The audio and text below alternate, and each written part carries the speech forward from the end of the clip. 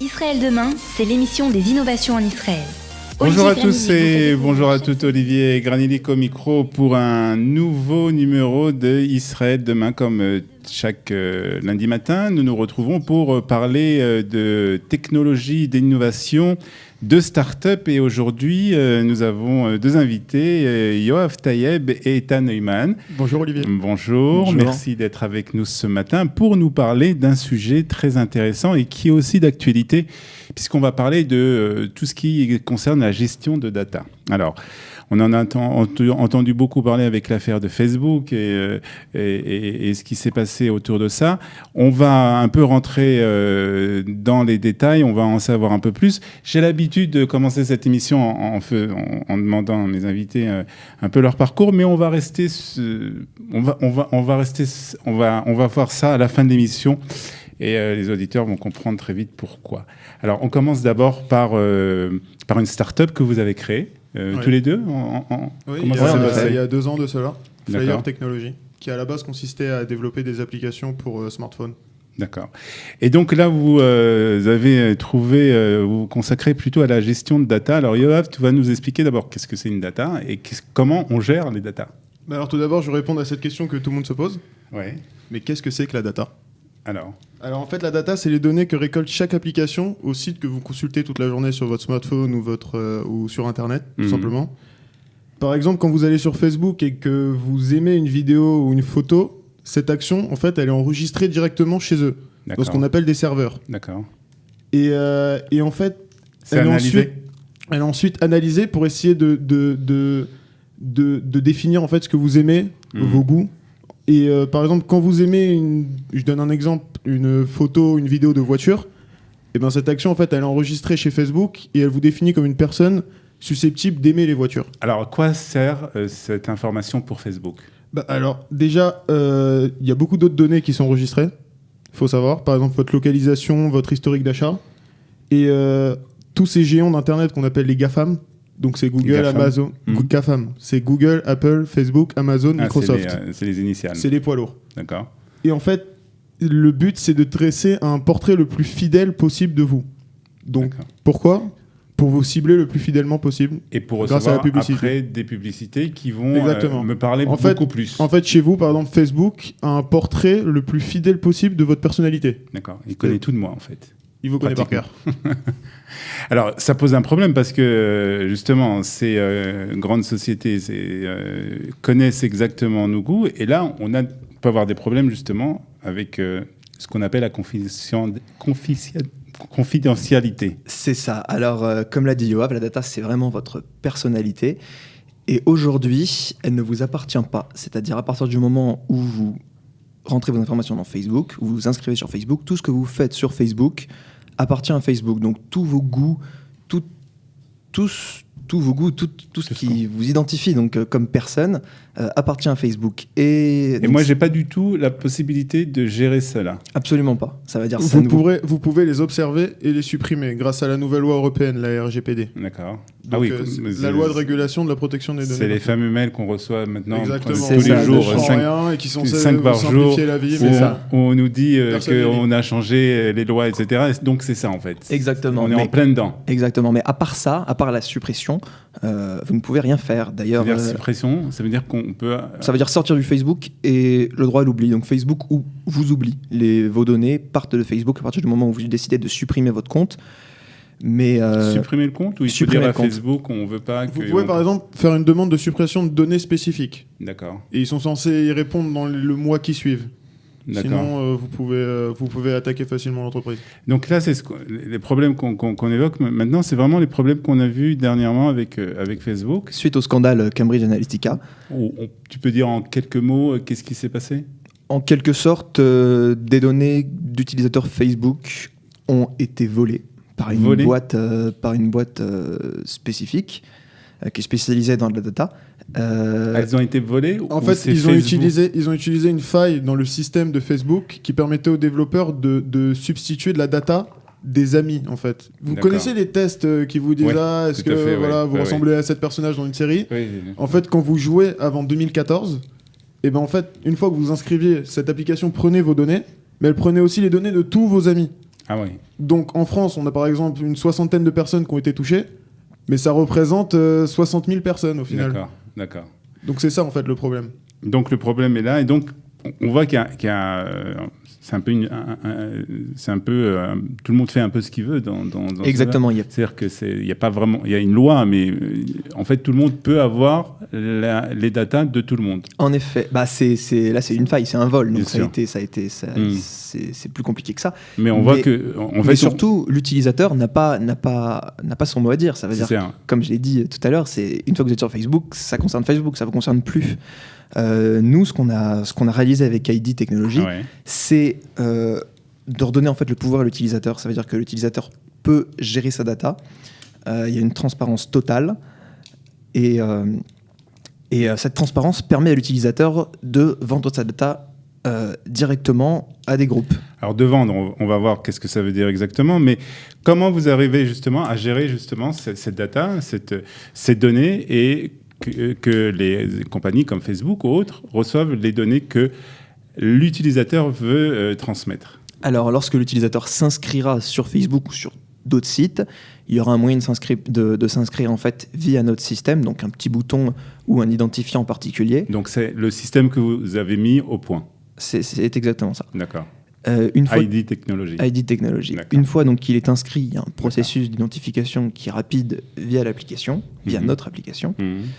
Par la suite, l'utilisateur peut suivre ses données, donc peut savoir à peu près où se trouvent ses données. Donc, dans le cas de s'il y avait une deuxième faille telle que Cambridge Analytica, il aurait été mis au courant et la data n'aurait pas été transférée à la boîte Cambridge Analytica. Elle serait restée sur Facebook, elle serait restée chez Facebook. Étant donné qu'il y a une transparence totale, que l'utilisateur a la main, il peut la vendre à un groupe directement via notre application. Ça veut dire quoi, la vendre? Ça veut dire vraiment gagner de l'argent? Ça veut dire avoir un revenu récurrent grâce à sa data. Donc la data vaut de l'argent, c'est très connu. Aujourd'hui, la data, elle est équivalente à, il me semble, les chiffres du pétrole. À peu près 220 milliards, rien qu'en Europe, en 2020. Donc c'est comparable au pétrole. Toutes les informations. Exactement, de tous les utilisateurs d'Internet. D'accord. Donc en fait, ce que vous proposez, c'est plus de sécurité et la possibilité aussi aux utilisateurs de gagner par ce transfert d'informations, de gagner de l'argent. En fait, on redonne le pouvoir à l'utilisateur, tout simplement. On lui redonne ce qui lui est dû. En fait, vos clients, alors, ce sont quoi? Les grosses sociétés comme Facebook, Google, etc. Toutes les entreprises, en fait, de web. Tous les sites Internet, le marché est énorme, c'est tout ce qu'il y a sur Internet. À partir du moment où il y a un compte à créer, donc aujourd'hui, on crée des comptes partout. Ça veut dire n'importe quel site web, on demande de créer un compte. C'est à partir du moment où en fait il y a un compte qui est créé, il y a de la data, et à partir du moment où il y a de la data, il y a des problèmes juridiques avec le RGPD. C'est aussi une solution Yoav vous dira plus d'informations là-dessus. Mais on offre une solution par rapport à la nouvelle loi européenne. Exactement. RGPD. En fait, on aide les entreprises à rentrer dans la conformité de cette loi plus facilement en fait, et en même temps on leur permet de regagner la confiance avec l'utilisateur, avec une plus grande transparence. Puisque l'utilisateur sait exactement qu'est-ce qu'il transmet. Exactement. Et quelles sont les informations qu'il transmet, donc il est plus rassuré quelque part. Exactement. Et en plus, comme il peut en profiter par la même occasion, tout le monde y gagne en fait. Alors vous en êtes où de cette technologie? Alors d'abord, c'est vous qui l'avez mise au point? Oui, totalement nous. On est 2, alors on a quelques sous-traitants, mais on est principalement 2 pour l'instant. Comment vous avez eu cette idée? C'est assez compliqué. En fait, comme le disait Yoav, avant, on a créé plusieurs, c'est pas notre première start-up, on a créé une première start-up lorsqu'on était au lycée. On a beaucoup acquis d'expérience avec cette, donc c'était une application, et on a appris beaucoup de choses. Et un outil qui aurait été très utile pour nous avec cette application serait été ID. En fait, par exemple, on a fait un réseau social et par exemple, on récoltait beaucoup de données. Le problème, c'est que cette donnée, on pouvait pas la vendre parce que y a pas de moyen tout simplement de la vendre. Mais aussi, on pouvait pas l'analyser parce que ça, c'est que les gros groupes que j'ai cités, les GAFAM, exactement, qui peuvent l'analyser. Donc au final, on avait une quantité folle de données et on pouvait pas en profiter. Vous pouvez pas en faire. Exactement. Vous pouvez rien en faire. Après, il y a tout ce qui est problème aussi d'inscription quand vous faites un site ou une application. Vous avez plusieurs moyens comme le mail. Bon, c'est un peu, il y a des problèmes de sécurité. Il y a le fameux mot de passe que tout le monde oublie. Après, il y a une autre solution maintenant qui se développe, c'est le téléphone. On a d'autres problèmes aussi de sécurité et de changement de numéro aussi, Alors tout simplement. justement, avec votre application, qu'est-ce qui va m'assurer que les informations que je vais transmettre vont être en sécurité chez vous? Alors tout simplement, ça fonctionne sur un principe qui s'appelle la blockchain. D'accord. Donc la blockchain, c'est une sorte de grand livre où tout le monde peut écrire dessus et lire dessus. Alors donc, chaque transaction en fait est enregistrée dans ce système. C'est accessible à tout le monde. Exactement, c'est ce qu'on appelle un système décentralisé. C'est plus dangereux donc, si c'est accessible à tout le monde. Justement, nous on a développé un système qui est breveté en fait de cryptage des données. D'accord. Qui permet à chacun d'avoir une sorte de clé en fait qui est associée à son compte et qui permet justement à l'utilisateur uniquement de décrypter ses données. D'accord. Et donc en fait, quand quelqu'un d'extérieur lit les données de l'utilisateur ou essaye de les prendre, cette transaction est enregistrée. Donc on sait s'il y a infraction. D'accord. Donc tout est enregistré là-bas. Exactement. Tout est enregistré. C'est la blockchain. Tout ce qui se passe et tout le monde est au courant et donc on peut prévoir s'il y a des infractions ou pas. Exactement. Ça fonctionne de la même manière que le Bitcoin. D'accord. Pour ceux qui ont entendu parler. Alors, vous en êtes où D'abord, est-ce qu'il y a des concurrents avec Alors oui, il y a des concurrents. Mais alors, soit ils offrent que la solution d'authentification. D'accord. Et on ne voit pas pourquoi les utilisateurs en fait s'inscriraient sur cette solution. Il n'y a aucun avantage. Soit ils offrent que la solution de vente de data. Mais alors, ils demandent aux grands groupes en fait de leur envoyer la data directement dans leur serveur. Ce qui est une aberration quand même. Personne va envoyer sa data sur un serveur externe. Nous, vu qu'on propose un serveur qui est accessible à tout le monde et qui est décentralisé, eh ben, pour les grands groupes, c'est forcément plus attrayant. D'accord. Et vous en êtes où de l'évolution de cette start-up? Alors actuellement, on est en levée de fonds. Donc, vous avez besoin d'argent. Donc ouais, on a besoin d'argent car ce projet qu'on a déjà créé, mais sous forme alpha, donc accessible à tous, coûte cher. On recherche 2,7 millions. On est 2,7 millions de dollars. Ouais. D'accord. Et donc, on procède de deux façons. Donc, tout d'abord, via une ICO, c'est-à-dire une levée de fonds en crypto-monnaie. D'ailleurs, c'est accessible sur notre site likacoin.io. C'est-à-dire que tout le monde peut participer. Tout le monde peut participer. Toutes les personnes qui ont de la crypto-monnaie. N'importe quelle somme. N'importe quelle personne, n'importe quelle somme, rentre sur le site. C'est très simple. Il y a un bouton. Pourquoi en crypto-monnaie? Parce qu'en fait, c'est compliqué, mais en fait, le système de la blockchain fonctionne sous le principe, en fait, pour payer ces sortes de serveurs décentralisés, on a besoin en fait de jetons qu'on appelle des tokens. D'accord. Okay. Et nous, en fait, notre but, c'est de créer un token qui s'appelle le Lika. Et le but de cette ICO, en fait, c'est de lui donner de la valeur. Ok. Exactement. Donc, donc vous avez parlé de deux levées de fonds. Donc deux levées de fonds, une levée de fonds donc une ICO en crypto-monnaie et une deuxième levée de fonds. Cette fois plus classique, donc via des investisseurs, des business angels et des fonds d'investissement. Donc là, c'est une somme qui est donc 2 millions avec l'ICO et 700 000 avec les investisseurs et business angels. D'accord. Alors Yoav et Ethan, on a dit qu'on allait parler aussi de vous. Alors, vous avez quel âge? 18 ans. Moi, 19 ans. Alors, 18 ans et 19 ans, comment on arrive à faire des choses comme ça? Alors, d'abord, vous êtes pas né en Israël, je suppose? Non, on n'est pas né en Israël. Moi, ça peut être étonnant, mais je suis né au Japon, en fait. Ah oui, et là-bas, la crypto-monnaie, c'est un... Et en fait, là-bas, la crypto-monnaie, c'est vraiment... c'est le pays de la crypto-monnaie, en fait. D'accord. En fait, le créateur de la première crypto-monnaie, qui est le Bitcoin, la véritable première crypto-monnaie, est né là-bas. Enfin, on ne sait pas exactement c'est qui, mais son pseudonyme, c'est Satoshi. D'accord. Et donc, bon, mais ça explique pas tout non plus. Non, c'est sûr. Ça explique pas, mais je pense que mes racines ont aidé. Ouais, quand même. Alors, racontez-nous, vous êtes arrivé en Israël il y a combien de temps? Alors moi, il y a 4 ans. Ouais, il y a 4 ans. D'accord. On s'est rencontrés au lycée unique d'Israël. Ouais. 15 ans. Donc en seconde. D'ailleurs, la rencontre était assez particulière parce qu'en fait, on a commencé à s'adresser la parole parce qu'on voulait tous les deux créer une application et on ne savait pas du tout comment procéder. À partir de ce moment-là, on a commencé à apprendre. On a mis pas mal de temps à apprendre. Après, on a commencé à créer notre première application avec on a ouvert notre start-up avec cette application. Quel âge vous aviez? On était en première, il me semble. On a commencé à avoir des bureaux en première. C'était assez sympa. Après, on a créé une deuxième application qui a eu plus de succès, qui fonctionne toujours aujourd'hui. C'est une technologie de publicité ciblée, ouais, mais un peu plus. Enfin, on a essayé d'évoluer un petit peu le concept. D'accord. Et maintenant, donc, on commence notre 3e start-up, ID Technology. Voilà. Alors, c'est une passion, c'est quoi? Comment vous je vois expliquez plutôt ça comme un hobby. Non, Ah, je oui. rigole, non. non, c'est d'abord la passion d'Internet, Ouais. je pense, qui nous anime.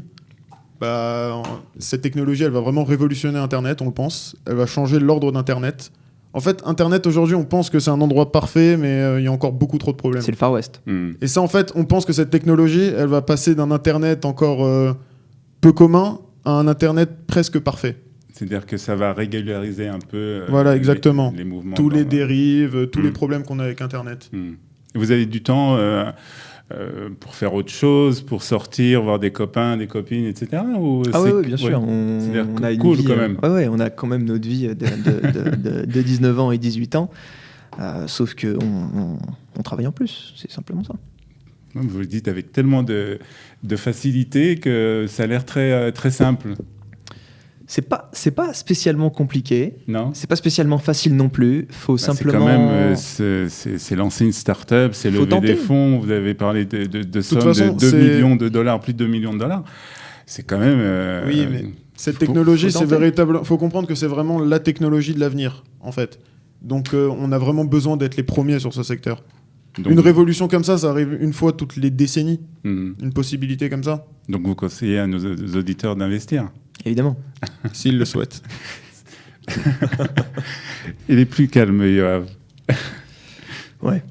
Merci beaucoup en tout cas d'être venu dans nos studios nous parler de tout ça. On va vous souhaiter bonne chance, mais je pense que vous allez aller loin avec tout ça. En tout cas, on a été très heureux de vous accueillir. Bonne continuation à vous deux, Yoav Tayeb et Ethan Neumann, pour ID Technology. Alors le site c'est likacoin.io. Voilà. likacoin.io. Voilà. likacoin.io pour donc, si vous avez envie d'investir dans cette nouvelle technologie qui promet d'être très importante dans l'avenir. En tout cas, c'est ce qu'on vous souhaite. Merci beaucoup. Merci de nous avoir suivis. Nous nous retrouverons bien entendu la semaine prochaine pour un nouveau numéro d'Israël Demain. À bientôt. Bye bye. Israël Demain, c'est l'émission des innovations en Israël. Olivier Granilic vous fait découvrir chaque semaine toutes les nouveautés dans le domaine des nouvelles technologies, de la médecine et du social. Israël Demain, c'est l'émission qui parle du futur sur Studio Kalita.